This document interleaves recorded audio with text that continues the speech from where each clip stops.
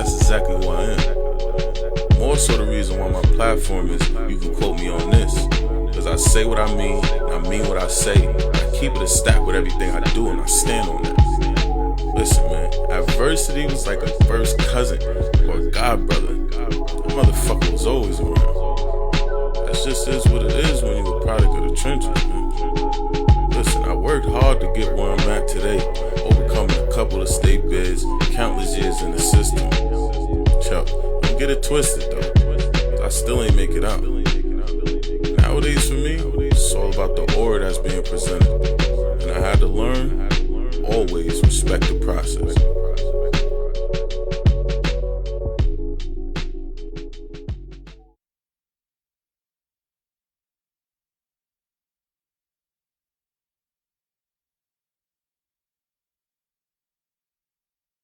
What's good, y'all? What's good, y'all?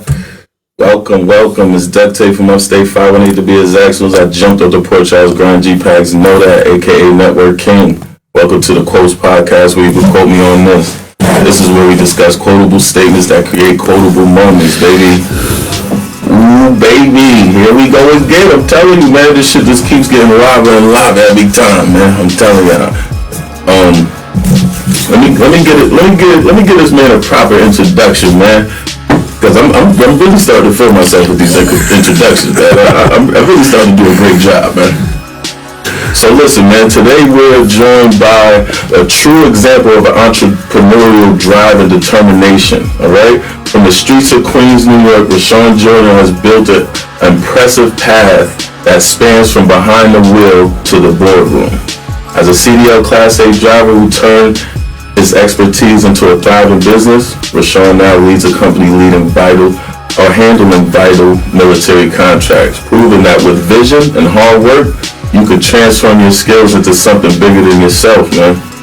And while he's making waves in the transportation industry, he's also embracing one of his most important roles yet, that of a new father. So please welcome to the show, y'all, my guy, Rahshawn Jordan, baby.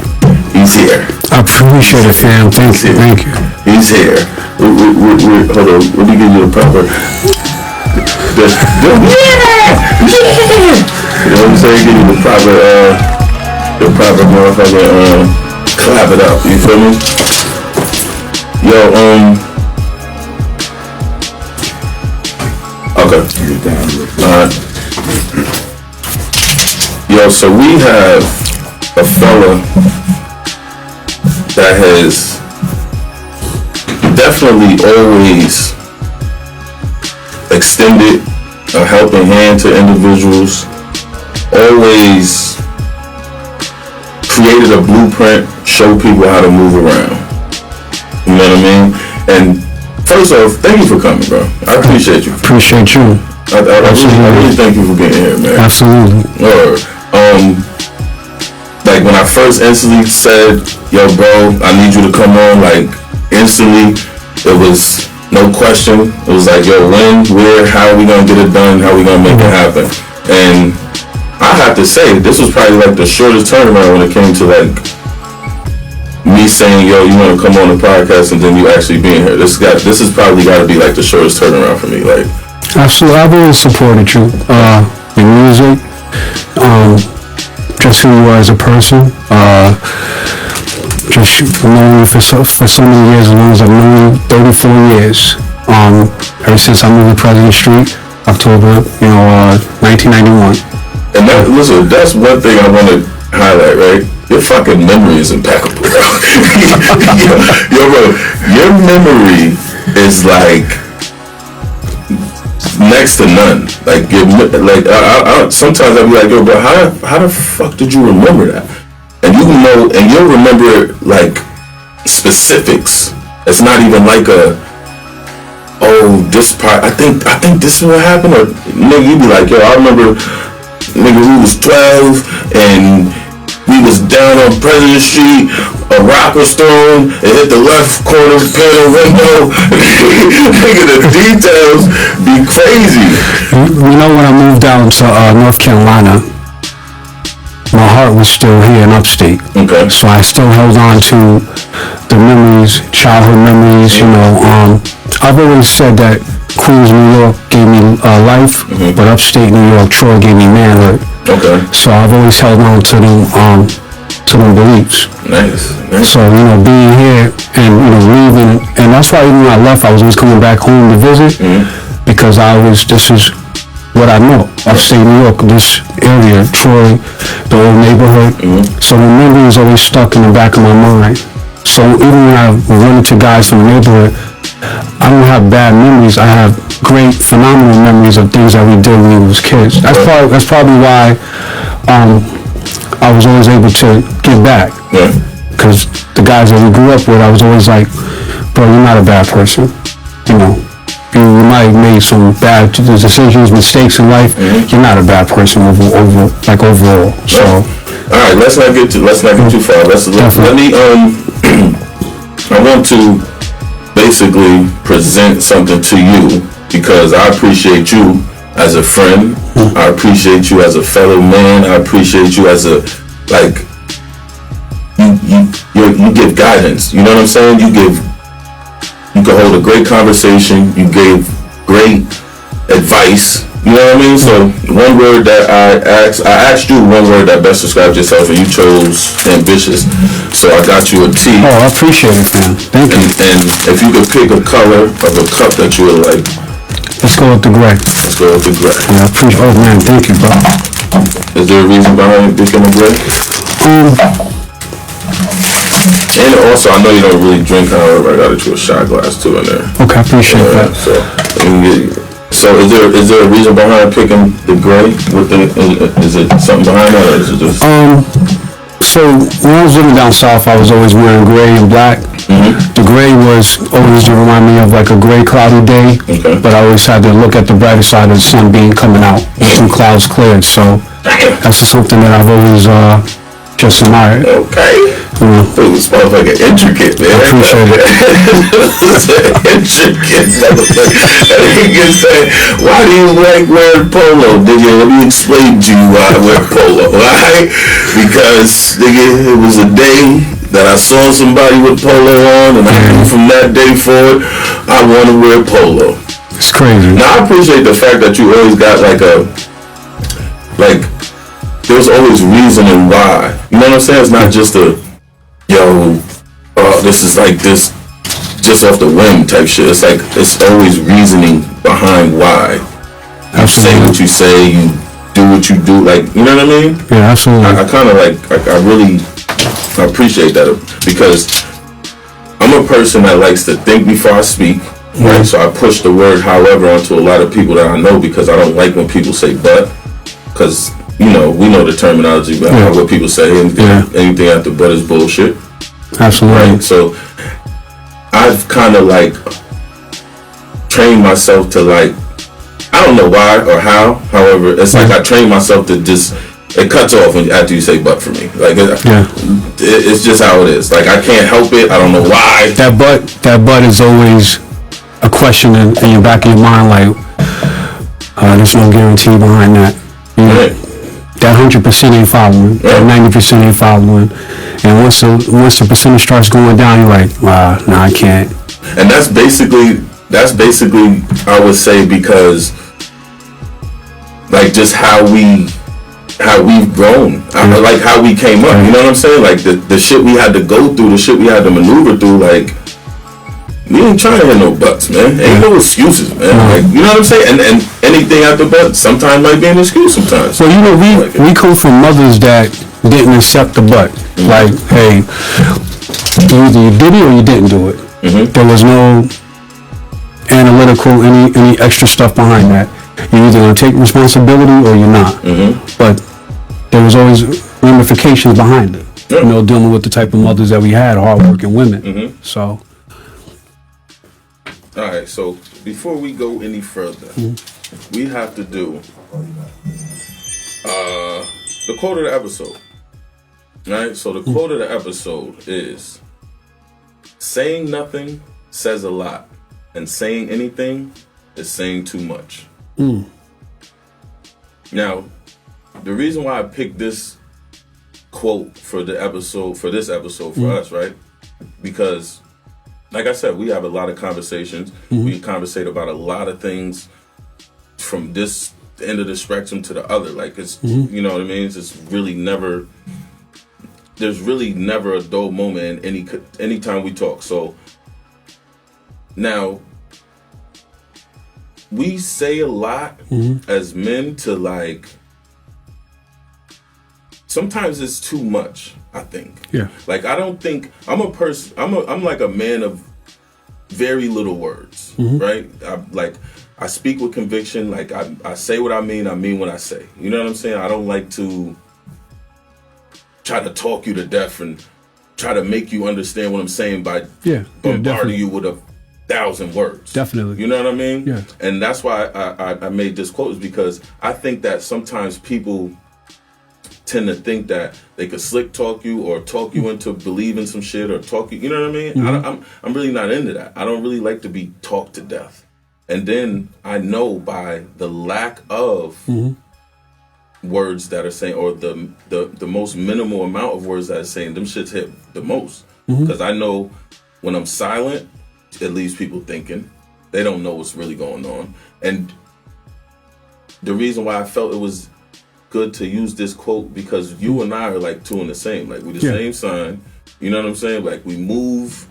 Absolutely. You know what I'm saying? In the same fashion. Like, you know what I mean? We're very strong. We're very like, we're strong with everything we do. Like, you know what I mean? That's a definite fact. I think that I think that words without action is dead. Yeah. I think that some people like to talk to hear themselves talk and just say that it's the ego. People so used to just talking and talking and talking. It's like this, right? It's like a guy that says, for 20 years, I want to open a store, but the store never get open. After a while, it's singing the same old Pinocchio song. Yeah. Like there's no action, there's nothing behind it. You know, no execution. Yeah, you know, and the way we were raised was, and you know, we come from a generation where we had to do a lot of things ourselves if our parents wasn't available, our mothers or father, stepfather, whoever, right? We had to get out there and do it ourselves. So that taught us the self-motivation part of getting out there and saying, you know what, I ain't gonna wait for y'all. I'm gonna do this, because we would tell somebody, if we're gonna do something, we gonna do it. You know, the trucking, hey, initially what I wanted to do, drive CDTA, I wanted to be a bus driver. I went and got the CDL. Yeah. And guys might have thought maybe years ago I was playing around. No, I wasn't playing. I was serious. So being that we're leaning towards that, what made you, like, what was like, yo, you know what? Fuck that. I'm going to get it. I'm going to get the CDL. Like, what triggered your mind to make you want to actually go and get the CDL? A lot of that has to do probably with the family dynamics. My real father, my biological father being from Paterson, New Jersey, the youngest of 9 kids, all my aunts and uncles were successful, but I had a couple uncles that drove trucks. My mother's side, I had a couple cousins that drove MTA, the bus in the Bronx. My cousin, who I actually looked up to, my cousin Harold Jordan, was a train motorman for the number 7. It's the only subway he ever operated in New York. So the transportation part, even here, you know, cousin Melly, shout out to Melly, his step-pops, Uncle Riggins, drove CDTA here, which is shout out to Ferone, who's driving CDTA now. Okay, salute to my guy Ferone. So, you know, transportation has always been, I guess, in the family dynamics, whether if it was on my mother's side or my father's side, it was always in the dynamic. So it was in the cards for me to kind of lean that way. Plus my grandfather, out of everybody, my grandfather, he was the one that gave me my first Greyhound bus. He was the one that gave me my first Lionel train set. If anybody remember the Lionel trains. Yo, bro, I will say that makes complete sense why you have the hobby of collecting the trains and all that shit, because I remember you sent me your collection. I'm like, bro, what the fuck? However, it makes sense. That actually makes sense. Though. It was like in the cards for me, I guess. And then, you know, growing up where we grew up at, coming from the old neighborhood, we were the kids that wanted out of the neighborhood and wanted better. Like, yo, listen, this ain't this ain't where it's at. This ain't gonna take us nowhere. I want out of here. Mm-hmm. You know, it was mind-boggling to see guys that want to transition to where we come from, because I'm like, that ain't the neighborhood you want to be in. We trying to get out of there. We saw that too. Yeah. We saw that happen.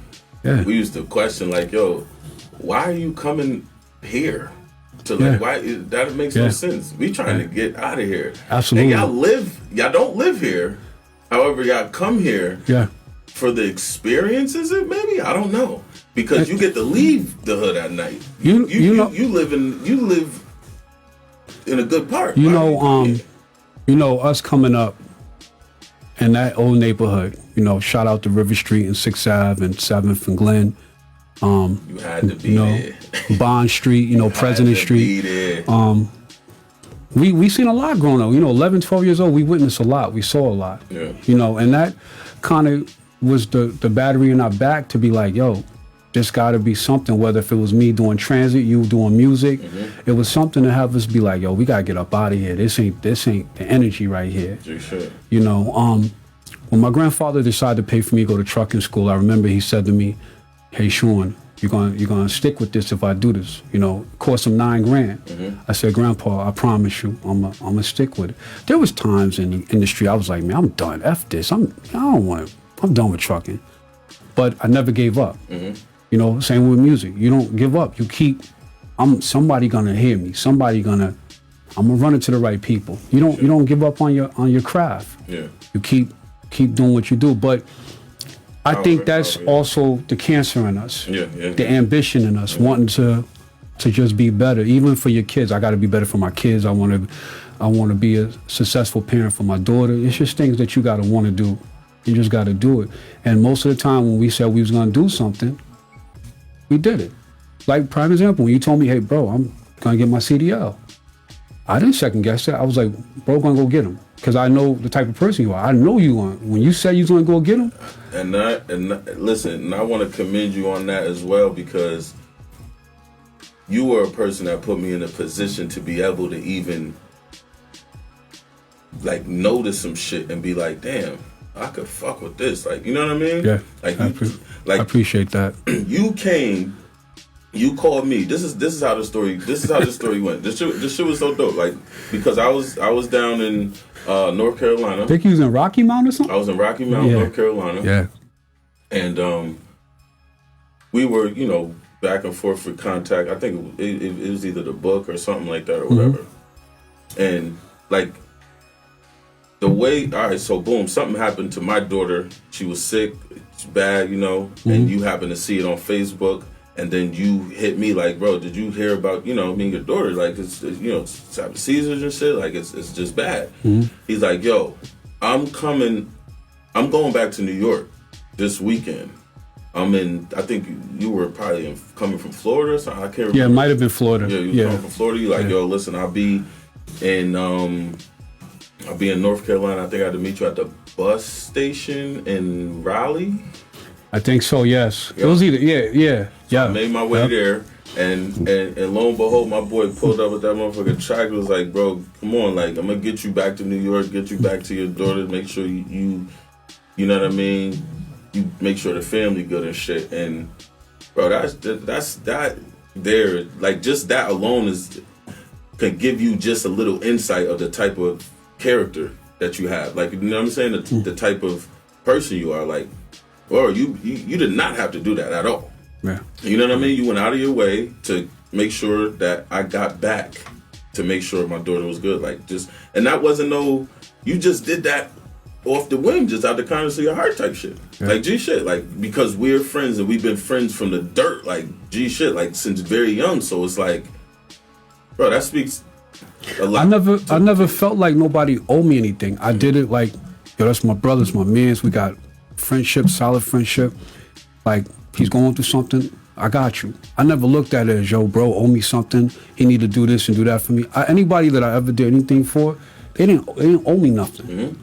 I just did it because I want to see my man in a good space. I want to see him in a better position. Bro, we are two in the same. Yeah. And this is why I want to say, like, I wanted to highlight that point, because at that moment, boom, I hopped on the truck, had my bag, boom, whoop, hopped on the truck with you. And then at that moment is when I started to experience what trucking was like at that very moment. And I was, I'm a very observant. I started paying attention. I'm looking around. I'm seeing what you doing. I'm watching you.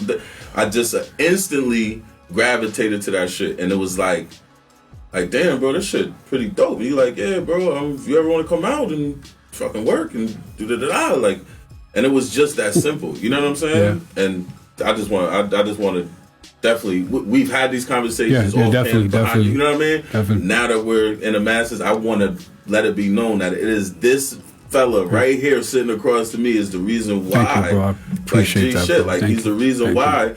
And I'm all right with saying it. I don't mind saying it. I love to say that. I love to big my man up. I love to promote you. You feel me? Like, and that's why this had to happen this way, because nigga, this is what we do. Yeah. You know what I'm saying? And like you said, it was no damn yo. Nigga, we stopped at what you call it? You hungry and shit? You need something? I'm like, nah, I'm straight. Nah, bro, you come on, boom, get right. Yeah. You know what I mean? Because I was fucked up. I ain't gonna hold you. And you like, bro, come on, you straight. You know what I mean? That whole fucking ride, bro. That shit, like, I really do commend you though, bro. Like, you're a solid dude, man. I appreciate it. You are the epitome of a solid I've always tried man. I've always tried to stand on that. And I'm not perfect. We all make mistakes. Mm-hmm. But what I've tried to do is rectify it. If I've done something to offend you, hurt you, I try to fix it. But don't take something small and try to make it like it's the worst thing I did to you. Yeah. Because if it's fixable, let's fix it and move forward. Right. You keep your stress down. You keep your health right. Right. Because when we leave here, we don't know where we're necessarily going. Right. And you want to make sure that you leave with a legacy. People have great memories about you. Hey, that was a good dude, stand-up guy. And that's what I want. That's what I want my daughter to know of me when I leave here. Hey, my dad was ill. He was a different type of guy. He stood on his principles. He honored that. And I always try to, follow that. And anybody that I ever helped up here, my friends, family, anybody, absolutely, y'all don't owe me nothing. It was doing it for the right reason, the right moment. Mm-hmm. And even with guys that got their CDL or I give them the motivation, hey, listen, if you go out and become more successful than me at this, I'm even more happier for you. This is what I can't get. Why isn't there more people like us out here? Why, you know what I mean? Because the thing is, people say they want to see people win. Mm-hmm. People say they want to see people happy. However, the actions don't match. Yeah. Shit never matches up. Like, ever. Like, what you said, I say in a nutshell all the time. I want to see my man win. Mm-hmm. I don't care if you do better than me. However, there's people out here that don't want to see you do better than them. Absolutely. Like, majority of people never want to see you flourish past them. You know what I mean? A lot, not to cut you off, a lot of people, there's a lot of people in the world that heart is malicious. Mm-hmm. There's a lot of people in the world that are entitled. We're in a society where, from a biblical point of view, most people don't have a relationship with the Most High. Yeah. You talk to the average person, they probably ain't never prayed a day in their life. Because your morals and principles come from the scriptures. I'm telling you, morals and principles. They come from the scriptures. Even when you look up integrity in the dictionary, it means morals and principles. But the same morals and principles is the laws laid out by the Most High. It's simple mathematics. You got guys out here that say, I'm not praying to no man in the sky. And here's the problem. This is where the world is messed up. The scriptures, the Bible is telling you to live right. It's not telling you to live wrong. It's telling you to love God, love your family, take care of your kids, take care of your home, honor all of that. It's not telling you to live wrong. But people rather take it and misconstrue it. So what you're dealing with is people that aren't happy within themselves. Mm-hmm. They might see you and say, hey, yo, bro, you doing your thing. And then later on feel like, oh, man, I should be in that position. Mm-hmm. It's like with a female. You got guys that feel like, I should have that girl. I should be with her. Why he got her? Mm-hmm. Because that's just some malicious. That's just your heart is malicious. You know what's crazy? That they say in the book, in the scriptures, right? The most, you know what lies to you the most? The most grimiest part of the body is the heart. It'll put you in bad relationships. It'll have you in messed up friendships. You'll be beefing with dudes over crazy stuff. The heart is the most deceitful part of the body because your heart leads into a lot of things. Mm-hmm. So a lot of times when dudes is feeling the way they feeling over some what's the best way to explain? They're just some hatred or some jealousy. It's the heart telling them that they should have that. It's deceiving them. Yeah. You know, so a lot of guys don't, because your ego is leading, they can't recognize that. Okay. Let me. All right. So let's let me get into a few of these questions here, man. Let's take it back to childhood, man. Let's really let's dive a little bit into, just, you know, for the audience so they can understand, like, I need a story that you can remember. Matter of fact, we got a few stories. Oh man. However, I need a story that just give me a story. Just give me a failing apartment, River Street, Dow Street. One of them. Just give me a story. Give the people a story, man. That could pertain to like our relationship and how we, you know what I mean, how we rock and shit like that. When we used to go up to the corner store, to the River store by the laundromat, and used to ask the OGs, the hustlers, to go in there and buy us beaties, and they would go in there and buy us beaties, and they say, don't tell them that we brought you guys beaties, and we would have them go in there and buy us wine coolers. Because remember, we was drinking wine coolers at 13, 14. Good old St. Ives. Yeah, and they go in there and we'll give them the money. We'd be like, yo, bro, can you get us a Dutch or get us some beaties and get us wine coolers? Crazy. Yeah, and they would go in there and they'd be like, yo, listen, little niggas, don't say nothing. Don't tell them where we sold it. No, we ain't gonna tell nobody. And we would go back to the abandoned building and be sitting out front smoking a beatie and drinking some St. Ives when we was 14. It's like we was fucking grown men. Or wow. when we used to torment Crackhead Freddy. We used to torment Crackhead Freddy. We used to. Hey yo. Oh man, Freddy's still around. I believe it. Freddy's still around, and he probably still got a grudge against us. That's because he only smoked crack. He ain't out here doing that fentanyl like Boosie say. You need one hit of fentanyl. You never see it again. Crackhead Freddy could fix anything in the neighborhood. He could fix the cars. He could work on cars.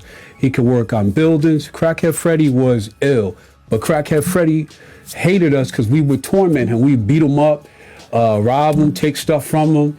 And he would be like, come on, guys, leave me alone. Now, mind you, this was a grown man, and we like 12, 13, 14, beating up Crackhead Freddy, and Crackhead Freddy would see us and go the other way, because remember, it'd be like 7 or 8 of us in the neighborhood, you know, getting in trouble. Oh, man. Do you remember the exact age? I know you do, because you remember everything. Do you remember the exact age where you saw something that enticed you about the streets, when you was like, oh my God, what?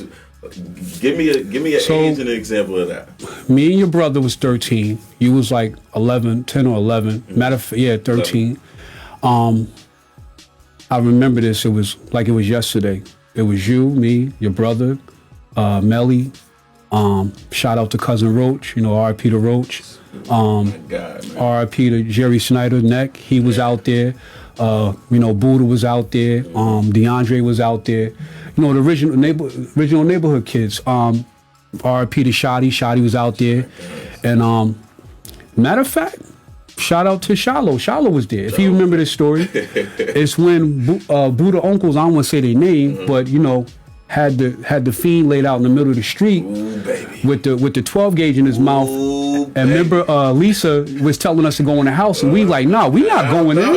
We're supposed to, because remember, he broke into the crib when Buddha and his mother wasn't there, when they lived in the apartment over there by the alleyway, and broke into the crib, facts. And we was out there, and all the adults were trying to make us go in the house, and we like, nah, this what we trying to see this, you know. And they remember, they had him, because 10 cops came, because they had him in the middle of the street laid out, standing over him with the joint in his mouth, like, yo, come up off it. Because remember, he broke into the crib, he stole a lot of stuff, and they caught up with him. And it just so happened they caught him in front of in front of old man Andy, the whorehouse right down the corner, and laid out in the middle of the street.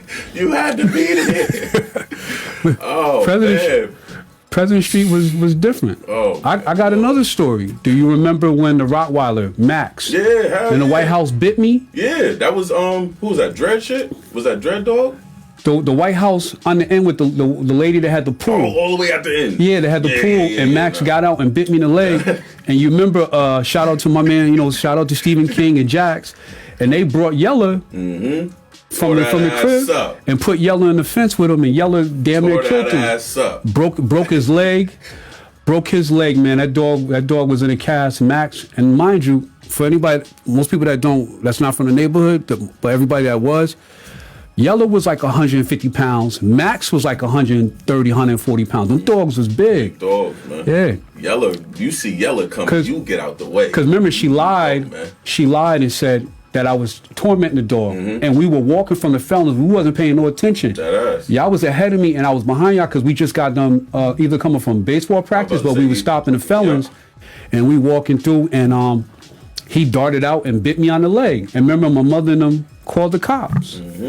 We was bad, but we also knew how to pick and choose our battles.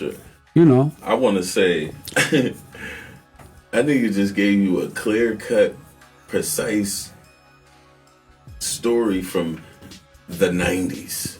We are now in 2025. Man. What when we was, I couldn't see 2025, bro. 2025, I couldn't see 2025 back in 92, 93. I couldn't see it. Not at that time. I couldn't see it. Not at that time. To be honest with you, with all the gun violence going on in the neighborhood, we didn't even know if we was gonna make it out of there with all the stuff that was happening, Because remember, River Street was always having a shooting. If River wasn't having a shooting, there was a shooting on 6 or 7. And Knife was bugging. Ingalls, Glen. Facts. Now, mind you, to a lot of guys that not from Troy, that don't know Troy, New York, Little Harlem was a neighborhood by itself. 9th, 8th, and 10th was another neighborhood. And where me and Duck grew up at was, 6th River Street, 6th Ave, and 7th, which was another neighborhood. And for a lot of people that don't know, all 3 of these neighborhoods was really wild neighborhoods in the 90s during the crack, when crack really got crazy in upstate. And they was like really bugged out areas, and it was when violence really started getting crazy, and cats was coming up from New York. And mind you, upstate, Troy had a rehab program. So remember, guys are staying in the rehab program in Troy. There was one in Albany. It was right in the hood. Bro. They put the rehab program in the hood. Like when I say right in the hood, like I need y'all to picture this. If you're in your house right now, look, just consider your house the hood or whatever. Look out your window, look across the street. That's where everything was happening. Everything. Facts. You in a program trying to get your life right. Dead smack in the middle of this shit. Motherfuckers wasn't making it through. No. Next thing you look, but I remember, motherfucker be first moving into the program. I think it was called 820 River. Yeah, it was something like that. Yeah, moving right into the shit, right? Yeah. By the next week, the motherfuckers is across the street with the other niggas getting money. I said, nah. That was River Street. River Street, that block between Glen and Bond was a money block. It was a crazy block. Mind you, G-Man, shout out to G-Man if he's still alive, had the women working the streets, and then everybody that was hustling. Because remember, when we was coming up, shout out to, Keem O'Reilly, OJ, and them. When we was coming up, they was like the first dudes to have the 93 Honda Accords. And remember, they was stunting through the neighborhood out there. We was like, yo, what's that? What they pushing? And I remember, and who had who was pushing the Vigor? You remember who had the Vigor, the Act Vigor back then? The first Vigor? Yeah, you remember who used to drive the Vigor? I know, all I do know is that we used to call my brother, Face, Kilo, Jax, the AV clique, and the Acura boys, because they all had an Acura and they all was wearing Avarex. You know who started getting them acts first? Them legends. So I don't know who had the first Vigor. I can't recall. Who Technically, so as far as us, like growing up around us, your brother. Yeah. Remember he had the gray act, and then he had the gold act. Yeah. He had that. I remember he had that act, and I remember like the acts was like the cars to have, or the Diamantes, or the Honda. Yeah, the Hondas. You know, it was just classic cars. The Mazda and Millennium vans. Remember when shout out to Gilbert Thomas. You know, remember he had the MPV van. The MPV. He was selling bud out of it back in the days. Oh man. Van. Y'all niggas can't even find those no more, probably. I don't even think they exist anymore, probably. Like a MPV, just look it up, MPV. Now, mind you, niggas had MPVs tricked out, systems in it. Niggas had beds in the back. Motherfuckers had, the paint jobs was changing colors when it's, yo, bro. Growing up around the way, that was a lot of motivation for us to want to get out there and try again. I remember the crackheads was chasing us for making fake dummies, and we selling them fake dummies, and they chasing us down the block trying to kill us because we 12 years old. We only mimicking what we know. That ass. We not gonna miss this money. Yeah. Oh, look, because this would be the thing. We got to be up early. Yeah. For school. Yeah. Our bus stop is on the corner at Happy Lunch where all the action is at. Yes. So yeah. We had to make sure, we used to go home after school. If we got to make dummies when you're going to work back, we got to make dummies, Ambassador or Jello motherfuckers. Make sure you got to pack in the morning, nigga, because there's going to be fiends coming by that's on their way to work that just want something real quick before they get to work, and they have to drive down River Street, bro. Remember, the fiends would walk up to us. We young. They like, yo, you got work? He was like, nah, we ain't got no work. We young. Like, I didn't it was crazy. The fiends walking to us. We kids. We young boys. It was like, yo, we ain't out here moving like that. But it was because the fiends it was so many of them in the neighborhood that, you know what's crazy? I remember this story when I came back up here. I remember it was a dude that we grew up in the neighborhood, and I remember I was like, yo, I'm. Like, you know, because I've been going for 18 years. Mm-hmm. And I said, yo, that man owed me a fair one. I need to get it in with him. And I remember because, my stepfather had, he had his demons. You know what I mean? And I remember, man, we was in the neighborhood. And I remember he said, I don't know if he was trying to embarrass me or clown me, but, he was somebody a little older than us. Mm-hmm. And he said, and somebody was like, yo, I saw you, Step Pop's out there, and he was like, yo, bro, and I was like, yeah, I already know, man, he dealing with his issue. And he was like, yo, bro, he tried to get me to, and I wouldn't do that, bro, you know what I mean? Because, mind you, I'm 13, whatever. And fam, that said it, I remember he was like, yeah, I saw him, And, I had never forgot that. Mm-hmm. So when I started coming back home to visit, I remember running into him, and I was like, yo, fam, I'm 200 pounds. I'm a problem out here. I should pop on him for that. But when I saw him, he gave me love, and I was just like, I remember you, like saying that, like. I just said love now, nigga. Yeah, like, and he was like, yo, and when he saw me, he's like, yo, you look good. You taking care of yourself, and I'm like, absolutely, but this can go whichever way, and I'll never forget that because of where we come from. I was like. Damn, I remember he said that to me. So what did you do to him? Whatever did happen to this guy? I gave him love and I let it go. Okay. I let it go. I think honestly, had I would have went that route, it would have been a bad day at the office for him. Right. So let's get into why. What was the story behind you leaving? Actually, why you had to go and make that move in order to make that transition before the whole coming back thing. Everybody was moving on with their life. Guys were getting married. Guys were starting family. Guys were going to prison. We had lost guys from the neighborhood, from gun violence. My ambition, I wanted more. So at 20 years old, and I want to give a shout out to my cousin Flip. You met him the one time. Flip, yeah. When he came up from New York,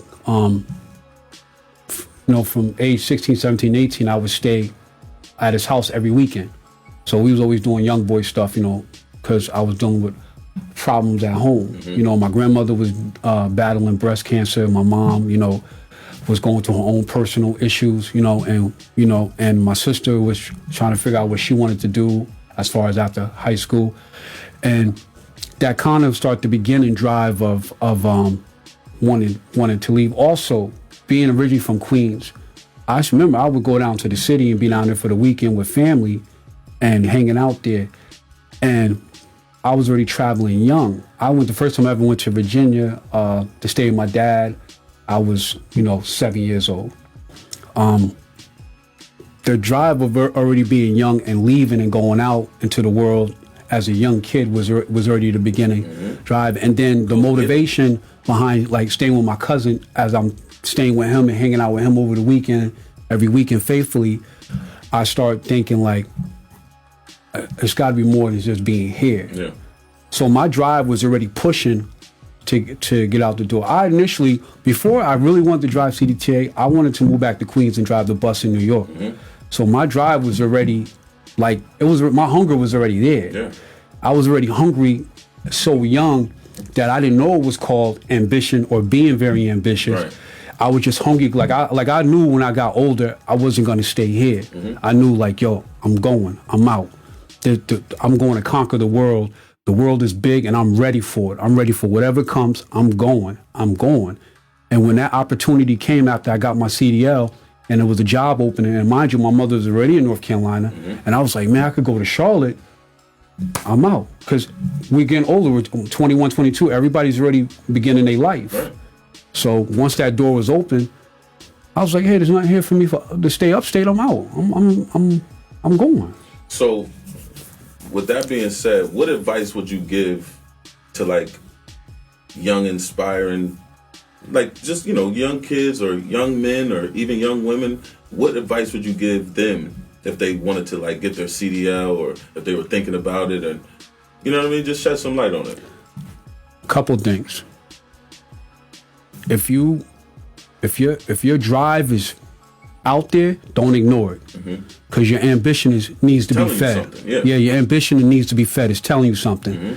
The CDL, if that's where your heart is at, and you feel like that you're going to be good at doing that, go after it. Don't ignore it. Go after it. If you want that license, go get it. Because here's the thing: you can live anywhere in the world. You can live in California and find a job. You can live in Alaska, find a job. Trucking is worldwide. You can find a job anywhere with that license as long as that CDL license is required. You can move to Toronto, Montreal, you can move to Vancouver, wherever you want to live at. With that license, you can get a job anywhere. You could live in New York and work out of California. You don't have to necessarily move out of state, but that license is a golden ticket to get you to success. You don't want to work for a company? Stack some money, $10,000 a down payment to get you in a tractor. You don't want to be over the road? You can stay local. You don't want to contract over the road? Contract locally. You don't want to haul freight? Haul cars. You don't want to haul cars? Haul livestock. You don't want to haul livestock? Come haul furniture. If you don't want to haul furniture, haul oil. You don't want to do that? Drive Greyhound. Options. You got options. Multiple. You got multiple options. You got lane. So, which would you prefer? Over the road or like company? Like, hold on, I'm wording it wrong. Company driver or owner operator? Because if you're doing owner operator, you could do company. However, 9 times out of 10, you're gonna do OTR. They both have. What would you prefer? Pros and cons. What would I prefer? And then give me the pros and cons. I like the owner operator position because I've been doing it for so long. Now I'm transitioning into local because I have my daughter. Right. But owner operator is. You're your own boss. It's your office on wheels. You make whatever decisions you want to make that's comfortable for you. I've had 20 years of success of doing that, and I've had my ups and downs in the industry with it. But I like for many years being my own boss. Now because I'm transitioning to local. There's some habits I got to work out because I'm used to certain things a certain way. Right. Also, too, what I love about being an owner operator is the industry matures you. It makes you into a man because you learn you learn to deal with responsibility. You're dealing with $80,000 pounds of equipment, multi-million-dollar product. So it teaches you responsibility and teaches you how to be a man. It's like going into the military. You're going to be a man in the military, or you're going to go home. Trucking is like that. You're going to be a man out here on the road, or you're going to go home, and it helps you mature.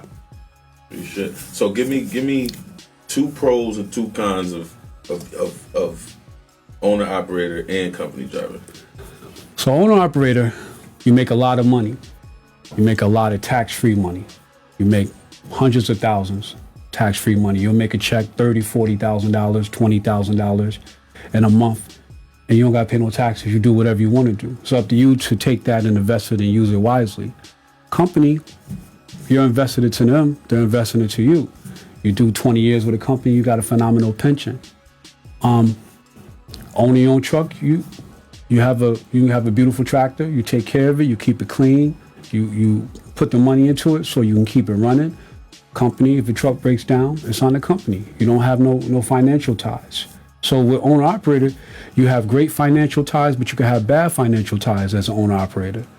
As a company guy, you won't have financial ties to the truck, but you make a decent check. However, you're not getting that bag how you would as an owner operator. Absolutely. Like the bag is different. Absolutely. The bag is different. So, like, is the company thing, you're making the transition, is that what you plan on sticking to? Do you think later on down the line you'll go back over the road or what? So my tractor that I had over the summer, I had a lot of problems with it. It was costing me a lot of money. It almost put me in a hole.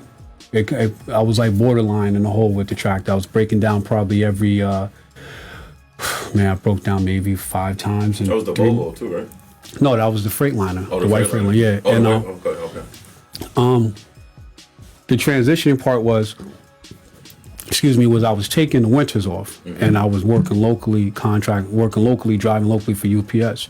So I was gradually transitioning out because the missus want me home more. My lady want me home more to watch my daughter grow up. Because my daughter, she's 3 now, and it's going by fast. And the part that was beginning to become difficult was leaving and seeing her sad face and her cry like, Daddy. Now, I like being able to tuck her in. I like giving her a hug. I like when she gets up in the morning, getting up, giving her a hug and a kiss. The fatherhood part was like, I'm glad that I'm getting this journey in my life. What I would say is, right, because this is the first thing I told you when I found out you were having a child. I'm like, you did it properly so that way you can really enjoy it. Like, I had kids young. I'm in the street still. You know what I'm saying? Yeah. Look, I'm in the street still. I'm young, and then I go to prison, and then I'm losing all that time. And the one thing that I did tell you is, like, I commend you because you waited to the right time where you were financially stable. This is a thing. This is something that people need to really understand. Like, young kids out there, like, it's cool to have kids and shit. However, you want to wait until you're stable. Like what he just said, like he was able to say, hey, let me transition my occupation to where I could be there for my daughter, watch her grow, and you know what I mean? So how does it feel to be a newfound dad, even though she's 3, however, how does it feel, man? Like, cause I know this is what you wanted for a while. It's such a beautiful blessing from the Most High. There's no way. I'd be like saying to myself, I don't know how guys mess this up because it's such a beautiful blessing.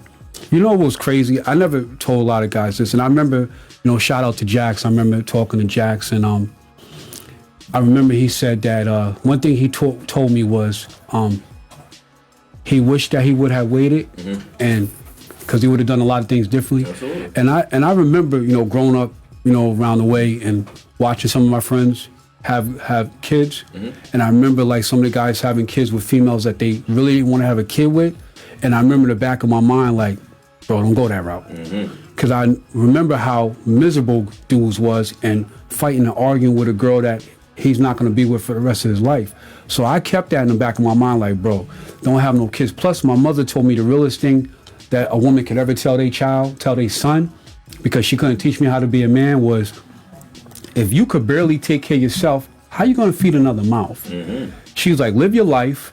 Don't worry about kids. If it's meant to have kids, you'll have kids.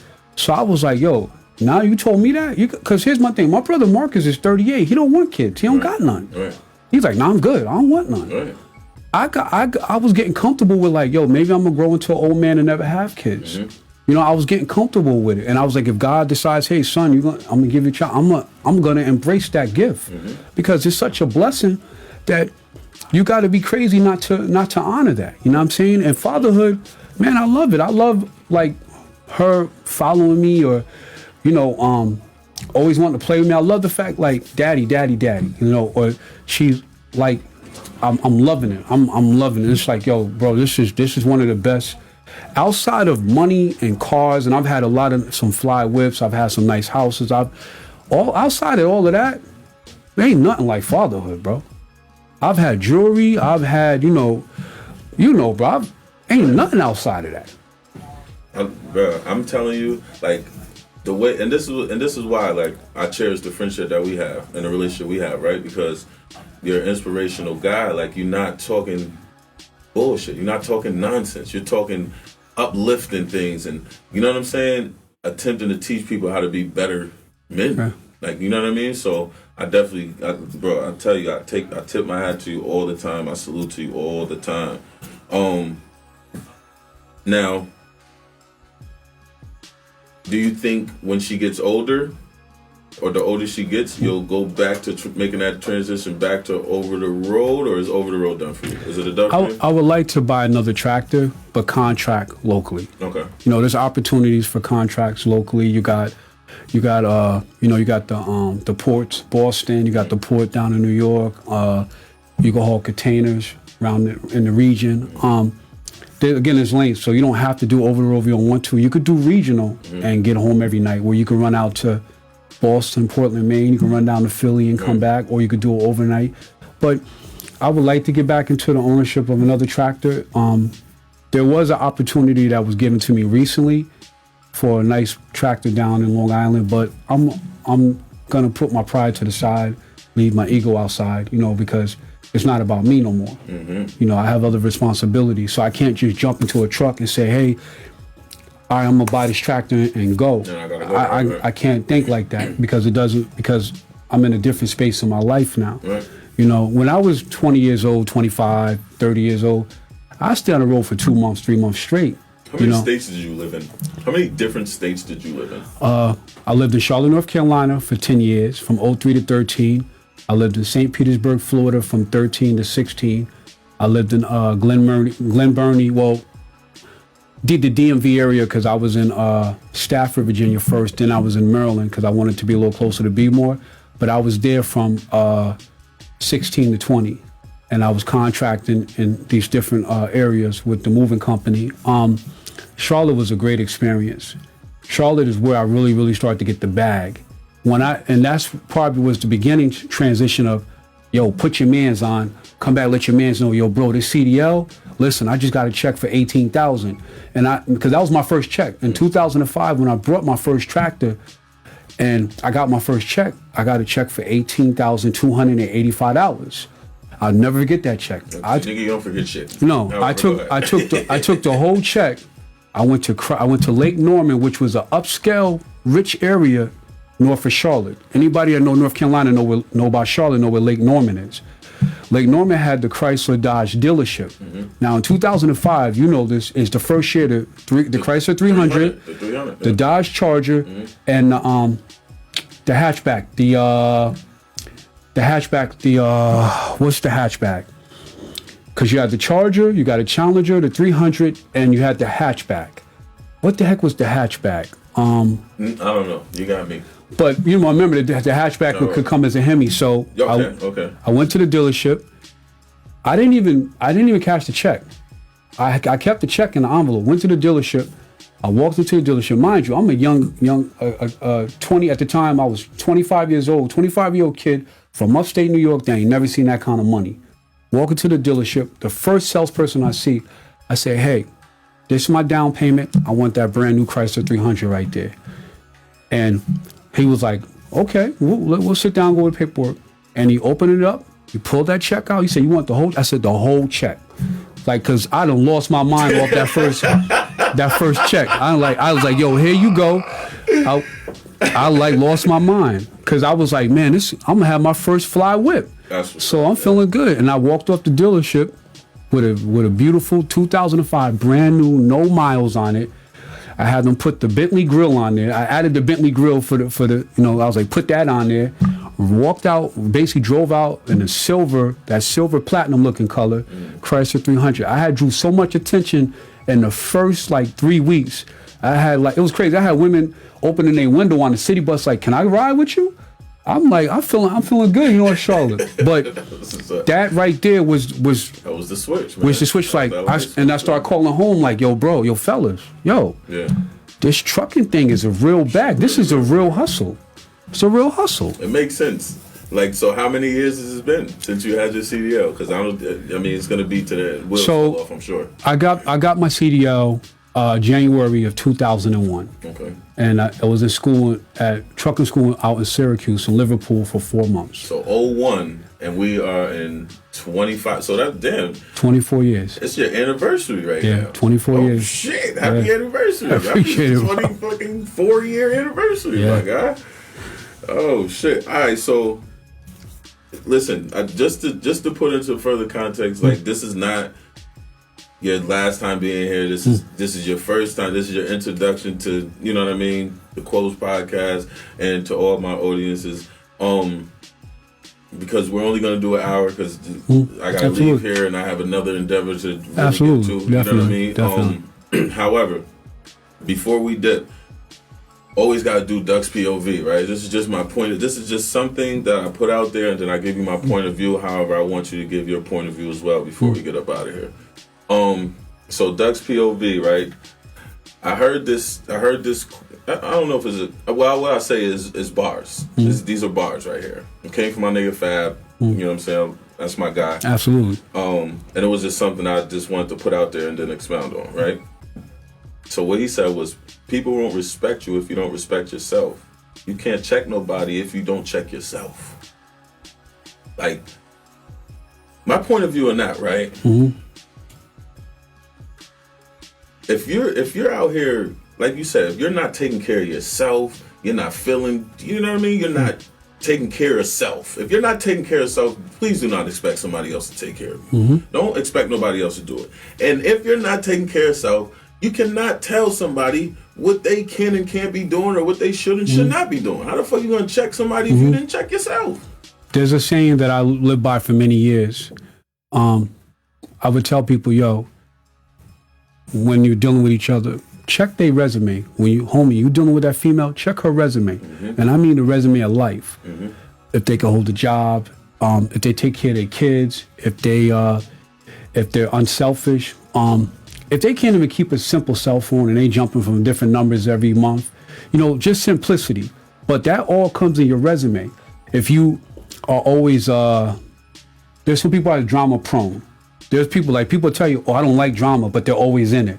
There's people who's drama prone. Yeah. So those are the people that always have excuse my French, fucked up resume. Yeah. So you got to check people's resume, because the problem is when you're meeting different people and you're trying to network, you can't go off word of mouth no more. You got to look at people's resume, because people's resumes out here is so twisted. But then again, that goes back to the integrity part.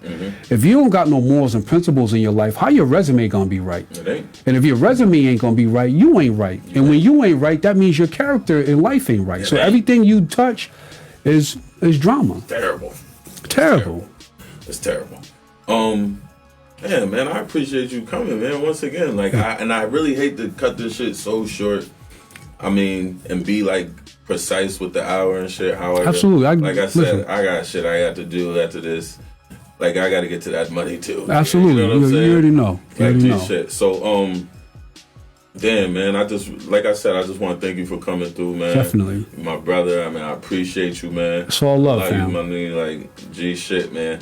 So, to the everybody that's watching, everybody that was watching, or who will watch in the future, man, just make sure y'all always tap in, man. Go to srpmediagroup.com. You can watch this episode later, and all the other episodes that's up there. You could go to at DTDuke6 on YouTube and watch it there too, man.